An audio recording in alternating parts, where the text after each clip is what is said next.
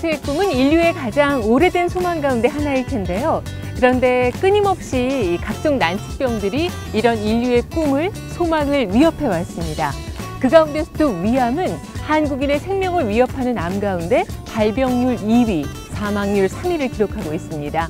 이런 현실 속에서 위암 수술의 권위자로 또 의사를 치료하는 의사로 불리는 분이 계신데요. 황수경이 만난 사람, 오늘의 주인공은 외과 전문의 김영호 교수입니다.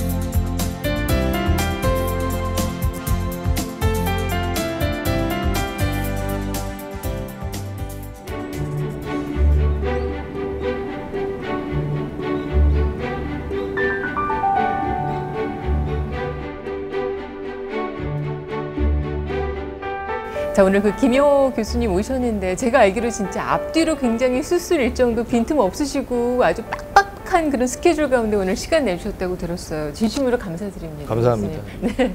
김영호 교수님, 김영호 선생님 하면 항상 그 앞에 의사들이 찾는 의사, 의사를 네. 수술하는 의사, 이런 수식어가 함께 하더라고요. 근데 정말 어떻게 보면 같은 분야의 그 전문가들에게 인정받는다는 게 참 쉬운 일이 아니고 너무나 영예로운 일인데 어떻게 이런 명성을 얻게 되셨어요? 사실은 뭐 이게 의사를 수술하는 의사라는 건 사실 굉장히 부담스러운 말인데, 그렇죠. 제가 아주 그러니까 전문의 처음 됐을 때 이제 저의 은사였던 선생님께서 급성 담낭염에 걸리셔가지고 그래서 그 수술을 하게 됐었는데 선생님이 다른 선생님 말고 가장 막내인 저보고 수술하라 그러시더라고요. 예.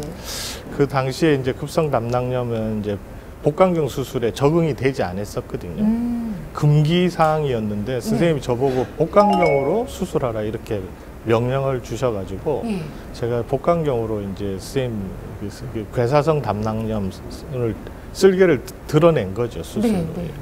그 뒤로 이제 선생님께서 좋은 말씀 많이 해주시고 그러셨는지 비슷한 은사분들이나 또 뭐 제가 같이 근무하던 선생님들이 저한테 수술 좀 받으셨었어요. 그리고 제가 본격적으로 위암 수술을 이제 시작할 때 그 당시에는 이제 위암 수술이 굉장히 개복을 해야 돼서 굉장히 큰 수술이었기 때문에 이제 복강경 수술을 하는 의사들이 드물었었습니다. 예, 드물었었는데 이제 우연한 기회에 여러 선생님들의 수술 결과가 좋아가지고 그 뒤로 이제 의사 선생님들이 저한테 좀 수술 받으셨죠. 그래서 뭐 그런 말씀들 하시는데 사실은 뭐 꼭 의사들이 수술 받는 그런 의사는 아닌 것 같습니다. 그거는 그 겸손의 말씀이신 것 같고 항상 그 앞에 타이틀이 딱 그 의사를 수술하는 의사. 네. 그러면은 지금은 이제 복강경 수술이 보편화돼 있지만 그 당시에는 사실은 흔치 않은 그런 수술이었는데 그만큼 이제 모든 수술의 그 성공률이 가장 높으신 분 이렇게 제가 이해를 하면 되는 거죠? 수술이라는 건 다 되게 다 성공합니다. 그런가요? 예, 그럼요. 수술은 잘못되면 환자가 잘못되기 때문에 수술은 다 어떤 식으로든 최선을 다해서 성공을 하는데 이제 그 수술이라는 게 제가 이제 개인적으로 생각할 때는 이게 뭐 운동 시합이 아니지 않습니까? 그러니까 안전하게 잘 마무리하는 게 중요하기 때문에 수술의 성공률이 높다라기보다 남보다 좀 빨리 이걸 시작했고 이 수술을 좀 이렇게 보편화시키는데 좀 도움을 줬다? 뭐 그 정도라고 할 수 있겠죠, 제 역할이. 이게 적절한 비유는 안 되겠습니다만은 저희 아나운서들이 많은 자리에서 사회보라는 거 제일 싫어하거든요. 되게 네. 부담스럽고요. 네. 근데 어떠세요? 모든 의사들이 가장 정말 찾게 되고 또 믿는 의사를 수술하는 의사이시잖아요. 근데 아유, 과찬이십니다. 그게 동료 의사들, 선후배 의사를 이렇게 수술하기가 저는 굉장히 부담스러우실 것 같은데 네. 어떠세요? 네, 부담스럽습니다. 네. 부담스럽고, 근데 이제 그분들도 수술은 받아야 되는데 그렇죠. 예, 부담스럽고 본인이 굉장히 심사숙고하셔서 그렇죠. 선택하셨을 거잖아요. 저도 그 정말 뭐 수술도 아니고 검사 받는데도 이걸 어떤 선생님한테 맡겨야 되나 심사숙고하게 되던데 자기 몸을 맡긴다는 건 정말 쉽지 않은 결정이기 때문에 어떻게 생각하면 저한테는 영광이죠. 영광스럽고 그걸 이제 잘 해야 된다고 생각하고요. 그것보다는 더 부담스러운 상황은 가끔 이렇게 수술 시연을 해야 될 때가 있습니다. 우리나라에서는 이제 점점 이제 그게 드물어지는데 이제 뭐 외국에 가서 시연한다든지 그런 것들은 사실 좀 부담스럽습니다.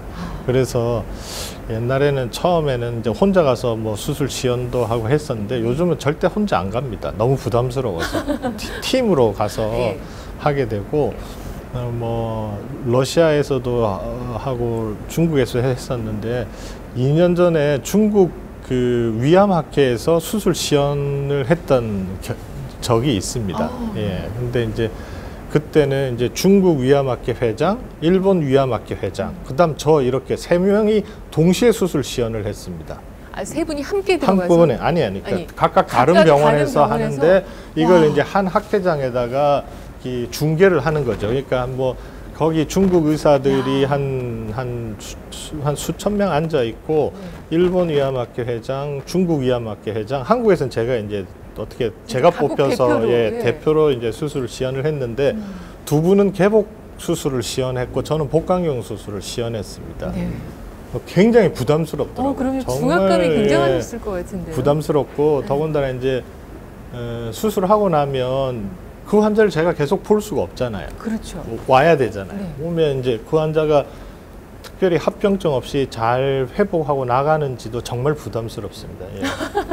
그런 거는 좀 부담스러운 상황인 것 같아요. 그러나 이제 뭐 그런 그 요청이 그래도 1년에 한 몇 번 있기 때문에 가능한 한 맡은 역할을 다 하려고 생각하고 있습니다. 선생님, 이게 최소 침습 수술이라고 하는 거죠? 그러니까 어떻게 보면은 수술하는 부위를 이제 최소화시킨다는 이 부분에 있어서 이제 최고 권위자라고 불리시는데 이 최소 침습 수술이라는 게 뭔지.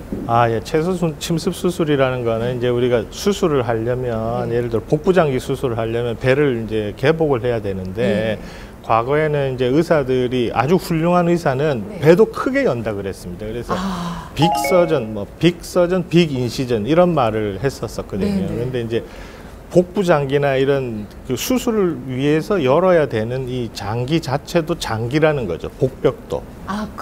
간이나 심장이나 폐처럼 장기의 일부이기 때문에 그걸 메인 수술을 하기 위해서 크게 여는 거는 그만큼 몸에 많은 그 트라우마를 주기 때문에 그걸 가능한 한 적게 그 목적하는 수술에 적게 열어서 들어가서 이제 목적하는 수술을 한다 이런 개념으로 생각하시면 될 것 같아요. 그걸 이제 최소 침습이라 그러는 거고 수술이라는 게 다 침습적인 거니까 그 침습적인 범위를 최소화하는 걸 우리가 이제 최소 침습 수술이라 그러고 대표적으로 뭐 예를 들어 혈관 수술 같은 거요. 혈관 수술 같은 건 옛날에는 이렇게 다 열어서 이걸 혈관을 다 띄어내고 인조혈관을 넣든지 아니면 자가혈관을 이식하든지 그렇게 했는데 요즘은 그렇게도 하지만 대부분은 이게 그 혈관에다가 주사침 넣어가지고 그 좁아졌거나 이렇게 이 문제가 있는 혈관에다가 스텐트 같은 거 넣는 그런 시술도 다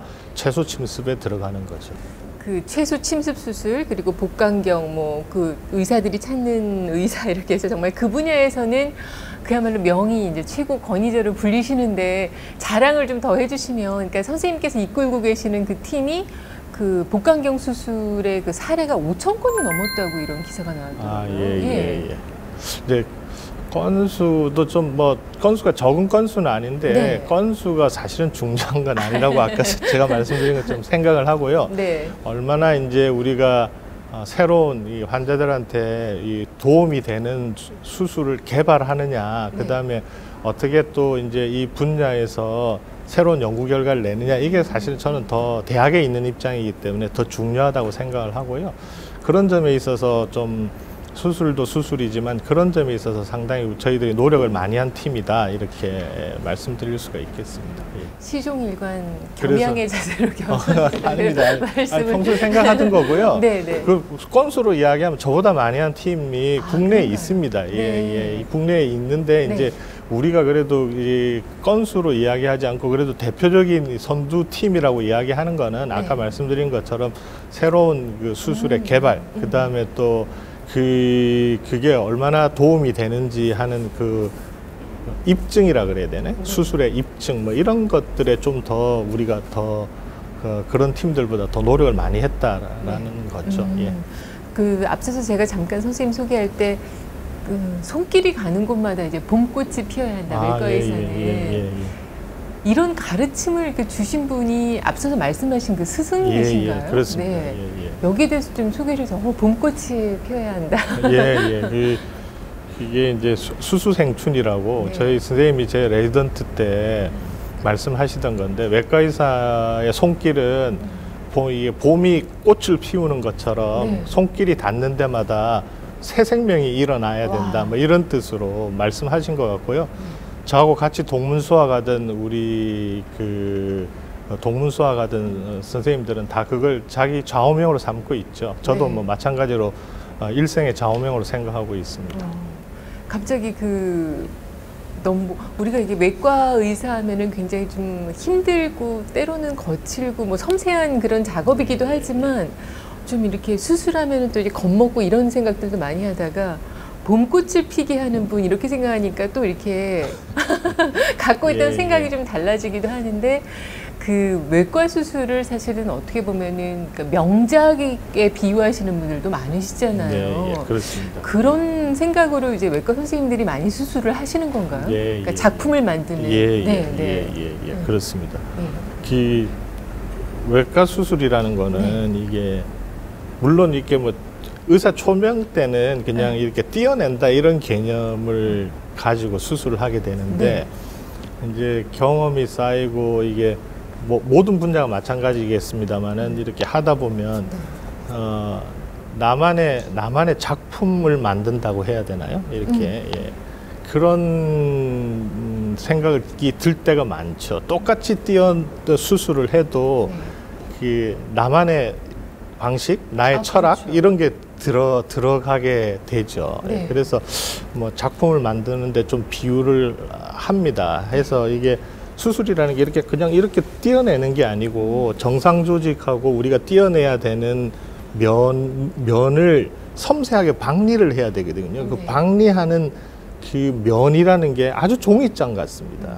그렇기 때문에 그 종이장 같은 면을 이렇게 깎아내는 거는 뭐 작품을 만드는 거하고 똑같기 때문에 저 그런 생각을 하고 있습니다. 그렇죠. 그러니까 내 몸에 어떤 상처가 나고 내 몸에서 뭘 떼낸다고 생각하면 환자 입장에서 또 굉장히 불안하고 그 상실감이 굉장히 클 것 같은데, 외과 의사 선생님이 내 몸에 그래도 작품을 만든다는 마음으로, 봄꽃을 피게 한다는 마음으로 내 몸에 이제 손을 댄다 이렇게 생각을 하면, 수술을 해주신다 생각하면 훨씬 더 그 믿음이 커질 것 같고 마음도 좀 안심이 많이 될 것 같고요. 감사합니다.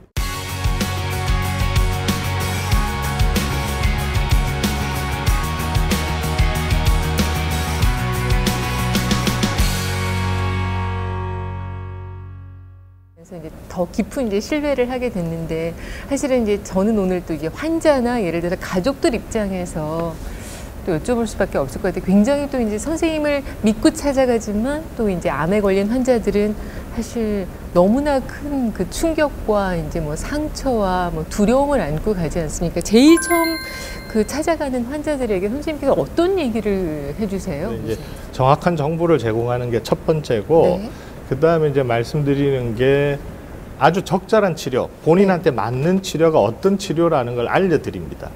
그러면 어떤 분들은 생각한 것보다 내가 좀 수술을 좀 적게 받아도 되겠다. 이렇게 좋아하시는 분도 있고 어떤 분들은 생각한 것보다 엄청난 수술을 해야 되는구나 이렇게 생각하는 분들도 많습니다. 그래서 이제 정확한 수술과 관련된 치료와 관련된 정보를 드리고 그다음 드리는 말씀은 물론 뭐 굉장히 힘든 과정이 남아 있는데 수술 뭐 이런 게 남아 있는데 너무 걱정하지 말라고 말씀드립니다.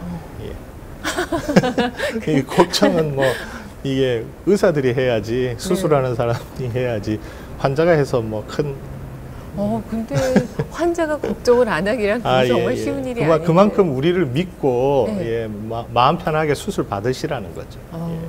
아니 근데 어쨌든 정신적인 마음의 상태가 선생님 굉장히 중요하잖아요. 그러니까 질의 치료도 시작하기 전에 일단 내 마음에서부터 벌써 무너져 내리는 이를 정신적으로 이제 흔들리면서 이게 온갖 두려움에 오히려 정말 치료를 이게 방해하는 요소가 되기도 할 것 같은데. 뭐 저도 작년에 좀 큰 병은 아니지만 좀 이게 침습적인 검사를 받았어야 됐거든요. 그러니까 생각이 달라지더라고요. 이게 어느 선생님한테 받아야 되는지, 이 검사가 안전하게 끝날 건지 그런 생각이 들더라고요. 그래서 정말 환자분이 나한테 몸을 맡긴다? 이건 정말 대단한 결심인 것 같아요. 그렇죠, 그렇죠. 생판 모르는 사람한테 자기 목숨을 맡기는 거잖아요. 그러니까 정말 대단한 것 같고 거기에 부응하려고 항상 노력하고 있습니다.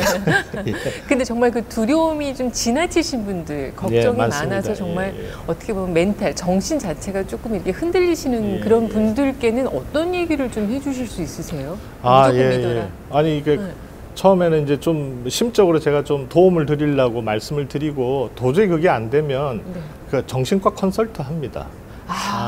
정신과 컨설트가 나쁜 게 아닙니다. 이제 일반적으로 내가 신경정신과 가서 약을 먹어야 되느냐 하는 데 대해서 거부감 가지시는 분들도 많은데 그렇지 않습니다. 이게 굉장히 편안하고 이게 심리적으로 극복이 안 되면 거기도 전문가 선생님이 계시니까 전문가의 도움을 받으면 훨씬 더 잘 극복하실 수 있습니다. 왜냐하면 암 선고를 받은 분들은 기본적으로 좀 우울해지거든요. 그럼요.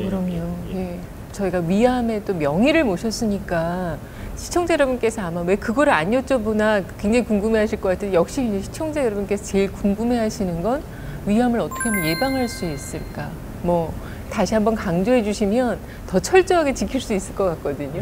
그 위암은 생활 환경병이거든요. 물론 이게 이제 유전적으로 변이에 의해서 이제 유전적으로 생기는 부분도 있습니다만은 우리나라는 그거보다는 생활 환경과 관련된 위암의 발병이 높은 나라입니다. 그래서 아이러니하게도 위암이 저개발 국가에서 많이 생기는데 우리나라나 일본은 저개발 국가가 아님에도 위암이 좀 많이 호발하는 나라인데 이제 이유는 짠 음식 습관 그게 가장 크다고 생각하고 있습니다. 그래서 짠 음식을 가능한 한 많이 안 드시는 게 좋습니다. 짜지 않게 드시는 게 중요합니다.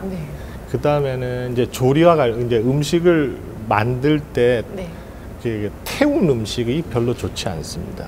발암 물질이 많이 나오기 때문에 그러니까 그런 것들 좀 피하시고 그 다음에 반드시 지켜야 하는 것. 그러니까 뭐 금연이라든지 금주라고 기보다 적절하게 권장량은 그러니까 일주일에 한 번 드실 때 2잔 미만을 권장합니다. 너무 적지 않나요? 그러면 거의 드시지 말라는 이야기이기 때문에 이제 그런 것들 그 다음에는 신선한 음식 위주로 드시고 골고루 드시고 하는 것 그런 것들이 중요하죠. 그러니까 생활 습관을 잘 유지하는 게 무엇보다도 중요하다고 할 수 있습니다. 선생님 그래도 예전에 비해서 이렇게 염장류나 이렇게 짠 음식 같은 거는 조금 많은 분들이 좀 자제를 하시는 편이잖아요. 그러니까 뭐 그런 거나 예를 들어 그럼 불맛 같은 거 좋아하면 안 되겠네요. 막 직화구이 뭐 이런 거. 근데 음식은 이게 음식이 발암 과정에 미치는 영향은 아주 서서히 진행됩니다. 그렇기 때문에 이게 뭐 예를 들어 내가 어저께 이 직화구이 같은 걸 먹었다고 해서 이게 암이 생길까 이런 생각 하시는 건 그건 정말 좀 너무 과하게 생각하시는 거고 음식에 의해서 생기는 발암 과정은 적어도 10수년이 걸립니다. 그러기 때문에 가끔 이제 환자분들 중에 수술하시고 나서 저한테 여쭤보시거든요. 예, 뭘 먹어야 암이 재발하는 걸 예방할 수 있냐고. 예, 그래서 제가 한 50, 60대 환자분들한테는 이런 이야기 해드립니다. 뭐 드시지 마세요, 이런 거 하지 마세요, 이렇게 말씀드리지만 70대, 80대 환자분들한테는 그냥 잘 드시라 그럽니다. 예, 그래서 뭐 고기고 뭐고 가리지 않고 잘 드시라. 예, 잘 드시라고 그렇게 말씀해드립니다. 그렇기 때문에 이게 길게 봐서 이제 어떤 생활 습관을 유지하느냐 이게 중요한 거지. 뭐 오늘 뭘 먹었다, 내일 뭐 어떻게 먹었다 이런 건 사실 크게 중요한 건 아니라고 생각합니다. 어떻게 보면 참 기본의 답이 있는 건데 네, 그거 맞습니다. 지키기가 참 쉽지 맞습니다. 않아요. 예, 네. 저도 잘 못 지킵니다. 인간적으로 확 와닿는데요, 선생님. 저희가 오늘 제작진이 청진기를 이제 준비했어요. 사실은 네. 요즘에 많은 첨단 의료 장비들이 많기 때문에 이게 청진기를 병원에 가서도 이렇게 보기가 참 쉽지 않아졌는데 네. 어떻게 보면 이게 아날로그적인 장비인 거잖아요. 선생님께서 늘 하고 다니시는 예, 아직까지도 늘 다닙니다. 가지고 다니는데 가능한 한 많이 쓰려고 하고 네. 가능한 한 이제 환자분들 이게 이제 일종의 교감의 수단이거든요. 예. 물론 이제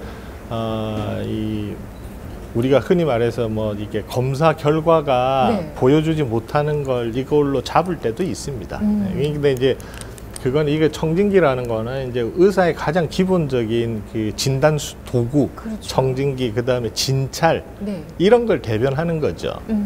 근데 요즘은 이제 워낙 진단 기구나 이런 정보 이런 것들이 많으니까 대개는 컴퓨터상에서 환자가 옆에 앉아 있지만 컴퓨터로 환자를 보는 거죠. 컴퓨터로. 늘상. 예, 그렇죠. 일상적으로 뭐 특히 그렇습니다. 특히 젊은 선생님들은 더 거기에 의존하는 경향이 있습니다.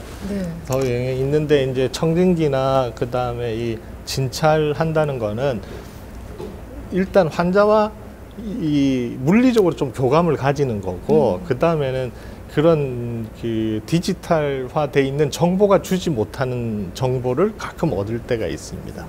그런 점에 있어서 꼭 하려고 노력하는데 참 쉽지 않습니다. 네. 아니 그래도 이렇게 해주시면 굉장히 어떻게 보면 정이 느껴지고 그래서 저는 좋은데 사실은 요즘에 소아과는 그래도 아직까지 아이들 때문에 이제 엄마 모습을 자주 볼 수 있는데 다른 데서는 좀 쉽게 4차 산업혁명이 시작되면서 인공지능에 대해서 굉장히 기대도 많이 되지만 두려움, 걱정도 많이 하거든요. 정말 일자리도 뭐 대거 대체될 거라고 얘기하고 특히 이제 의학 또 의사도 이제 인공지능이 상당 부분 대체할 수 있다. 그 역할을 할 수 있다. 이렇게들 분석을 하는데 선생님은 어떻게 보세요? 예, 뭐 그런 부분들이 있을 겁니다. 그리고 또 이제 인공지능이 이제 의료 현장에 들어오면서부터 획기적으로 발전하는 분야도 있을 겁니다. 예. 그리고 뭐 걱정하는 것처럼 의사의 많은 역할이 AI에 의해서 좀 대체되는 측면이 있을 거라고 생각하는데 아주 기본적인 의료 현장에서 직접 환자와 진료하는 그런 데는 결국은 인공지능이 그걸 대체할 수 있을까에 대해서는 저는 회의적입니다. 특히 수술 같은 거. 그런 거는 인공지능이 그러니까 흔히 말하는 로봇이 인공지능이 탑재된 로봇이 의사의 수술을 대신할 거다라는 데 대해서는 저는 그건 정말 아직은 공상과학이다 이렇게 생각합니다. 선생님 저도 인공지능보다는 그냥 선생님한테 직접 진료받고 계시거든요. 그러니까 사실 이게 치료에 있어서 어떤 심리적인 영역도 그렇고 아까 말씀하신 선생님께서 이제 외과 의사들이 명작을 만들어가는 어떻게 보면 예술품과도 같은 거잖아요. 그러니까 그렇게 같은 맥락으로 좀 이해를 하면 그러니까 기술적으로 이게 수술이라는 거는 아주 얇은 그러니까 정상 조직과 암 조직, 나쁜 조직 사이에 얇은 막을 잘 판단해서 이렇게 벗겨내는 거거든요. 근데 어떨 때는 벗겨내는 마진이 1mm 미만일 때도 많습니다. 예. 그러면 예를 들어 이게 인공지능이나 이런 것들이 수술을 하려면 이렇게 정확하게 GPS처럼 내비게이션이 돼야 되거든요. 우리 자동차 이렇게 내비게이션 해가듯이 인체 내에서도 정확하게 이렇게 내비게이션을 해야 되는데 그런 기술은 만들기 어려울 겁니다. 제가 볼 때는. 그다음에 그 질감 이게 수술을 하지만 이게 어떤 감이다라는 섬세한 이 감이 있습니다. 기계가 대신 못하는 감이 있습니다. 이게 내가 정확하게 가고 있다 아니다 이게 뭐다라는 감은 이게 수학적 계산으로 되는 게 아니라고 생각하기 때문에 저는 그런 점에 있어서는 또 하나는 이제 이게 심장이 뛰지 않습니까? 그렇죠. 심장이 뛰고 숨도 쉬지 않습니까? 그렇죠. 그러면 이게 자꾸 움직이거든요. 장기라는 게 미세하게 움직이거든요. 그러면 그걸 정확하게 위험하지 않게 더군다나 이게 수술이라는 거는 그런 걸 잘못 건드리면 위험해지기 때문에 그런 걸 정확하게 심장이 뛰고 숨이 쉬는 3차원적인 구조를 그런 질감을 느끼면서 기계가 베껴낸다? 상상할 수 없습니다. 그래서 저는 뭐 제 생각입니다. 제 개인적인 의견은 그렇게 되려면 앞으로도 아주 시간이 많이 걸릴 겁니다. 뭐 예상할 수 없지만 제 생각에는 몇백 년 걸렸으면 좋겠습니다. 개인적인 바람이시죠. 뭐 언젠가는 그렇게 되겠지만 적어도 뭐 반드시 제 세대는 아닐 거고 제 다음 세대까지도 아닐 거라고 생각합니다. 그 우리나라 그 위암 치료 특히 이게 암 어떤 이런 의학 기술 수준이라고 해야 되나요? 그러니까 그런 부분이 굉장히 세계적이라고 들었어요. 그래서 외국에서도 어떻게 보면 선생님께도 그렇고 그 많이 들어와 계시죠. 교육을 받으러 많이들 오신다고. 단기로 오시는 분도 굉장히 많고요. 그다음에 이제 장기로 자기들이 이제 그러니까 외국 기관에서 이제 교수가 되기 위해서 자기들 프로페셔널 커리어를 쌓기 위해서 1년씩 몇 개월씩 들어와 계신 분도 많습니다. 그 옛날에는 이게 개발도상국에서들도 많이 왔는데 최근엔 선진국에서도 많이 옵니다. 그래서 그런 분들이 이제 우리나라에서 뭐 수술과 관련된 일, 다른 일과 관련된 그 유수기관에서 연수하고 가시는 분들이 많습니다. 옛날에 저희들이 미국이나 일본 가서 1년씩 연수했었거든요. 지금은 이제 역으로 그런 데서 들어와서 연수받고 나가는 경우도 많습니다. 일본, 뭐 미국, 싱가포르 각국에서 그 의학을 또 연수하기 위해서 이렇게 오신다고 하는데 세계 속에 이제 우리 한국 의학을 어떻게 알리고 계신지 그 모습도 저희가 담아왔습니다. 한국은 위암 수술 분야에서 세계를 이끄는 리더가 됐다.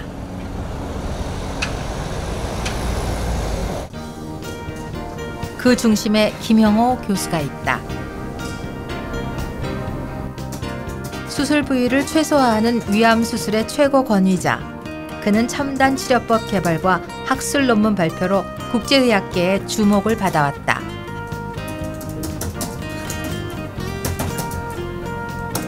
그의 연구 성과와 치료법에 주목한 유럽과 러시아 등의 초청을 받아 강해 및 수술을 시연하기도 했다. 외국인 그 교수들이 기념으로 하나씩 주고 간 거고요.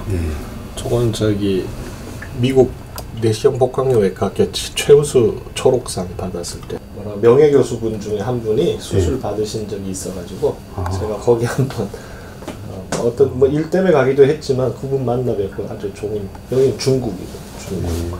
중국 요새 정권. 국제의학계의 김형호 교수의 명성이 알려지면서 미국과 일본 등의 의료 선진국에서도 그에게 교육을 받기 위해 찾아온다.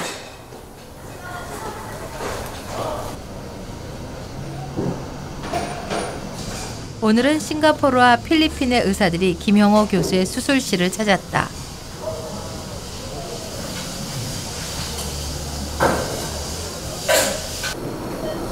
수술이 시작되면 김 교수의 수술팀은 색다른 안경을 쓴다. 최첨단 3D 입체 안경이다.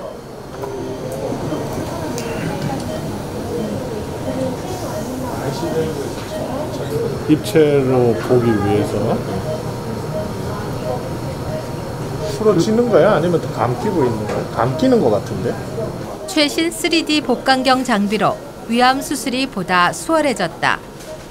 입체가 되면 이제 우리가 수술하는 그 면 뒤쪽 면을 볼 수 있으니까 좀 더 안전하고 정확하게 할 수 있다고 생각이 듭니다. 그리고 아무래도 하는 사람의 입장에서도 좀 수월하고. 오케이, 잘 천천히 하시오. 오케이.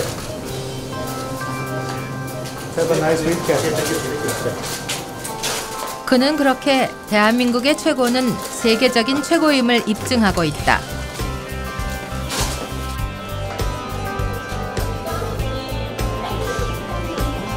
최근 김용호 교수는 치료 방법의 영역을 확장하고 의료의 지평을 넓히는 일에 관심을 기울이고 있다. 이른바 다학제 드림팀. 서로 다른 분야의 전문의들이 모여 종합적으로 진료 방법을 모색하고 접근하는 팀 체제이다. 각 분야의 최고 의사들이 모인 베스트 팀을 꾸려나가는 것이 그의 바람이다.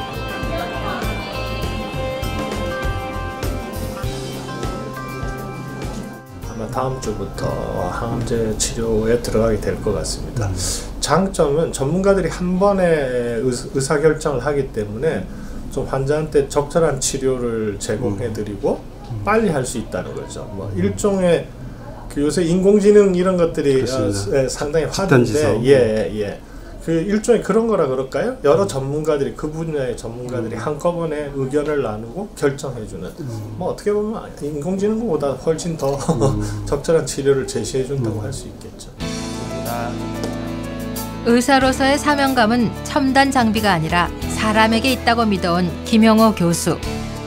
그의 새로운 도전은 끝나지 않았다. 앞으로는 그 어떻게 암을 치료하는 방법이나 이렇게 접근하는 방식도 지금보다 또 다른 방법으로 발전하지 않을까 싶은데 그 다학제라는 게 뭘 말하는 건가요?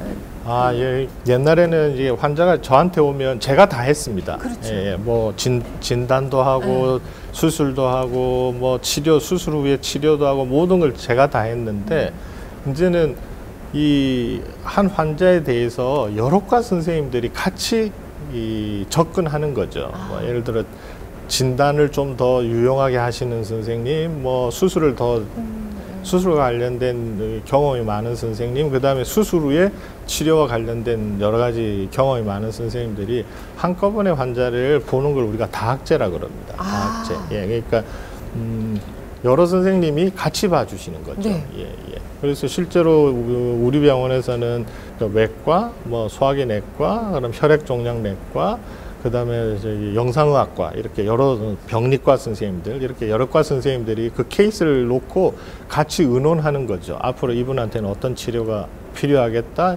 지난번 진단에는 뭐가 좀 미흡했다. 뭐 이런 여러 가지를 의논하는 그런 다학제 컨퍼런스를 매주 합니다. 네. 예, 매주 하고 또 그 다음에 어떤 환자분한테 예상치 못한 뭐 재발이 생겼다든지 아니면 치료 방침을 결정하기 어렵다든지 하면 환자분을 외래로 모셔놓고 여러 선생님들이 한꺼번에 진료를 하는 거죠. 그래서 최적의 치료 방침이나 이런 거를 그 자리에서 결정하는 거죠. 환자분들하고 같이.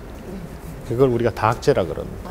그럼 선생님 저 갑자기 궁금해진 게 그 복강경 수술 관련해서 이 복강경도 사실 그 어떤 암의 진행 상태에 따라서 이제 할 수 있는 경우가 있고 또 복강경으로는 도저히 안 되는 경우가 있고 그런 겁니까? 아, 예. 그런 시절이 있었는데 이제 지금은 이제 대부분의 그러니까 기존의 수술을 복강경화 했습니다. 했는데 이제 우리가 그러면 이게 복강경이 기존의 수술을 대체할 수 있느냐? 네. 여기까지는 아직은 연구 결과가 없습니다. 근데 점점 대체하고 있는 단계에 있고요. 네. 그러니까 후향적으로 과거의 치료 성적을 봤을 때는 거의 대체할 거라고 생각합니다. 하지만 이제 어떤 연구라는 거는 결국 앞으로 지금 시점에서 어떻게 될 건가 하는 전향적 연구가 굉장히 중요한데 네. 그 전향적 연구에서는 아직 결론이 나 있지는 않습니다. 그러나 아마 대체할 수 있지 않을까 하는 것이 많은 전문가들의 생각입니다.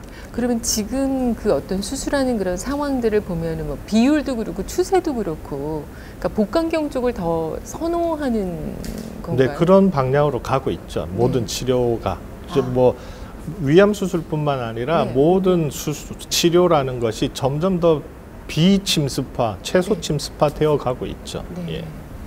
제가 의학적으로 너무 무지해가지고. 아니, 아닙니다. 아니, 훌륭하십니다. 그래서 예. 그 외과 중에서도 특히 이제 위를 그 전공 분야로 선택하신 그런 특별한 이유가 있었습니까, 선생님? 아, 그 위 수술은 네.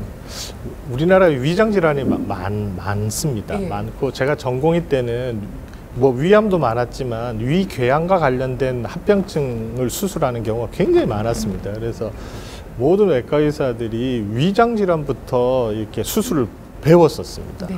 그래서 그 한국의 외과 의사들은 위라고 그러면 막연히 좀 고향 같아 그래야 되나요? 어머니와 같아 그래야 되나요? 예. 거기서부터 배우기 때문에. 네. 예. 그래서 그 자연히 그냥 그렇게 배우면서 그 우연찮게 그런 일을 하게 됐습니다. 더군다나 이제 제가 처음에 이제 그 임상에 들어와서 이제 전문의로서 초임 교수로서 역할을 할 때가 막 복강경이 도입되던 시기였거든요. 네. 그래서 우리나라에서 하던 복강경 수술이라는 건 뭐 쓸개 띄어내는 담낭 절제술이 많았고 막 여러 가지 수술들이 복강경으로 개발되던 시기였습니다. 그래서 우연찮게 이제 그 위암과 관련된 위와 관련된 일들을 했고 당시에서는 위를 복강경으로 절제한다는 거는 굉장히 힘든 일이었습니다. 그러니까 그 당시라는 게 한 8, 90년대를 말씀하시는 그렇죠. 건가요? 90년대 초. 예, 90년대 초. 네. 그러니까 복강경 위암 수술이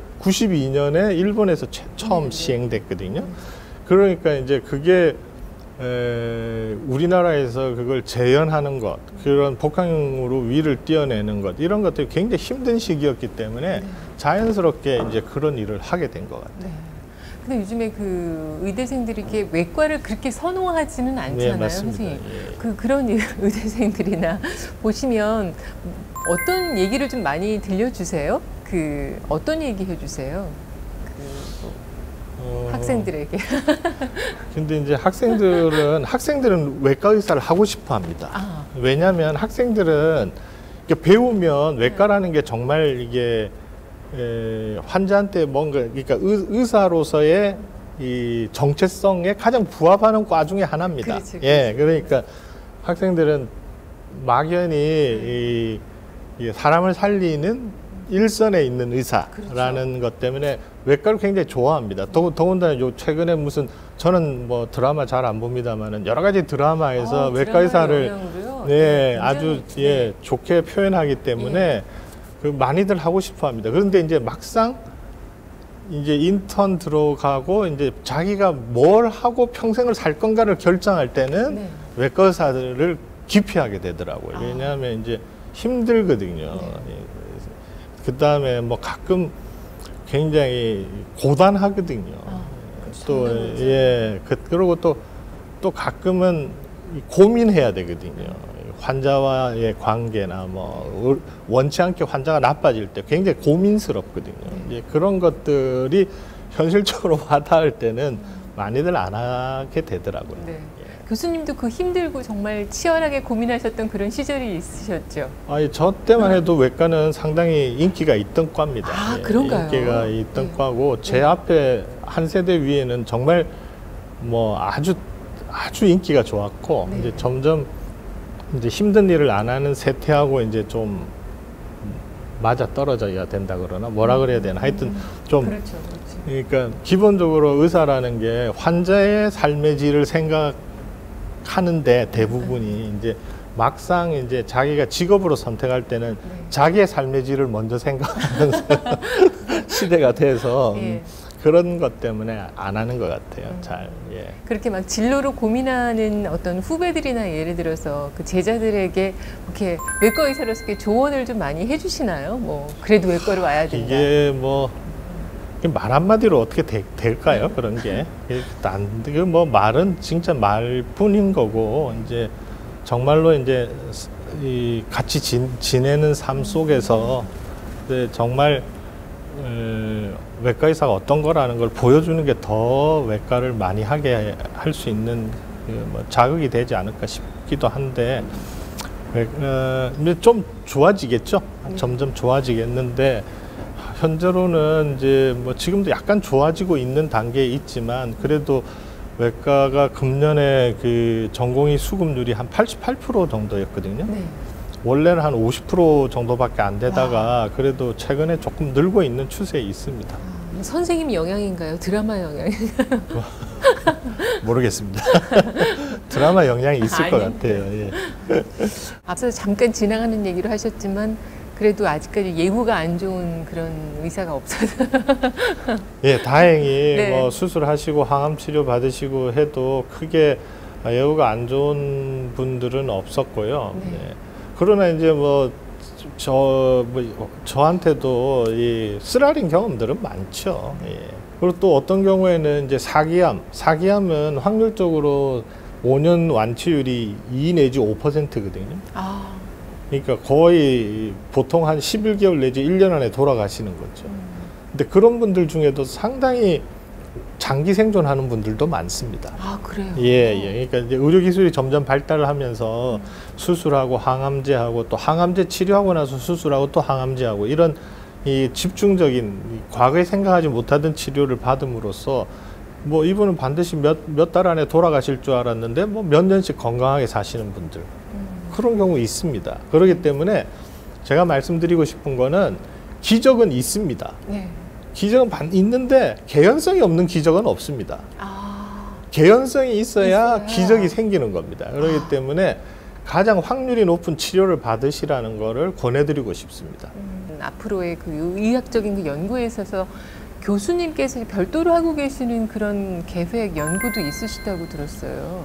아, 예. 제가 이제 제 인생의 전반부는 복강경 수술의 도입입니다. 예. 그러니까 채소 침습 수술을 제가 하는 분야로 도입한 게 제 전반부였고요. 네. 근데 대부분 전반부는 이제 수술이 가능한 환자를 복강경 수술로 좀 도움을 주는 그런 거를 제 인생의 전반부를 했고, 제가 이제 대학에 있을 기간이 보면 이제 한 10년 남짓 남았거든요. 10년 남짓 남았는데, 이제 앞으로는 수술할 수 없는 환자. 네.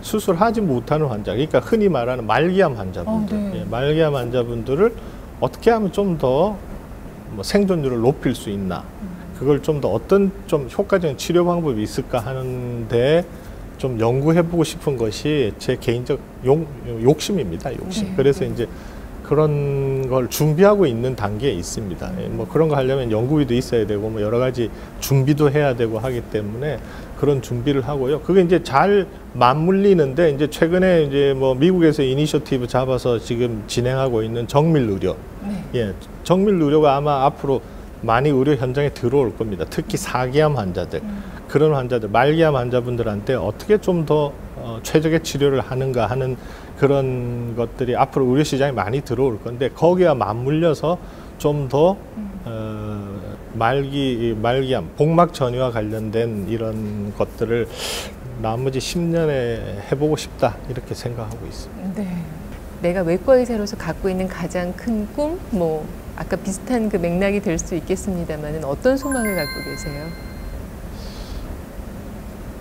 저는 좀 뭐 운이 좋은 사람에 속합니다. 네. 뭐 훌륭한 선생님들 만났고, 뭐 훌륭한 동료들하고 같이 일을 하고 있고, 또 뭐 훌륭한 제자들도 많이 길러냈고, 그래서 뭐 이보다 좋을 수 없다고 생각하고요. 뭐 너무 꿈은 뭐 다 꿈이라기보다 뭐 우스갯소리로 제 아들이 뭐 저한테 로또 사지 마라 그러거든요. 이미 인생의 로또를 맞았기 때문에 로또 사지 말라 그러는데, 네. 하여튼 행복한 사람이고요. 예, 평범하지만 행복한 사람이고, 남아 있는 꿈은 아까 말씀드린 것처럼 뭐 그런 좀 더 제가 하는 분야에 한 단계 업그레이드 하는데 좀 이바지하고 싶다, 뭐 이런 걸 꿈이라고 할 수 있을런지 모르겠네요. 네. 네. 그 외에는 이제 또 봉사?